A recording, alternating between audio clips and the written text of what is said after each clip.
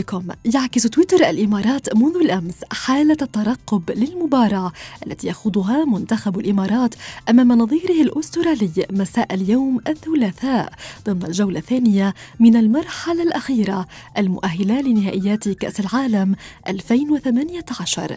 فأطلق جمهور المنتخب الإماراتي عبر تويتر حملة دعم كبيرة عبر عدة هاشتاجات أبرزها علم الإمارات في المدرجات، وهاشتاج آخر متصدر بعنوان نعم نستطيع، بالإضافة إلى هاشتاج حلم وطن وهو شعار تيفو المباراة، في إشارة إلى إنجاز عام 1990 الذي تمكن فيه منتخب الإمارات من الوصول لكأس العالم لأول مرة. 300 مشجع عملوا ليل نهار على رسم أكبر تيفو في تاريخ مباريات المنتخب، والذي سيغطي حوالي 10,000 مقعد.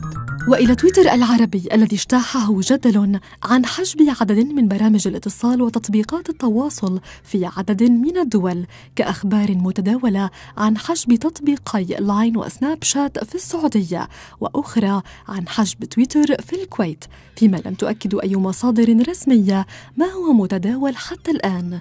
ورجح كثيرون أن تكون مجرد شائعات تويترية. لو أنه انحجب، كيف سويتوا ذا الهاشتاج حجب تويتر بالكويت؟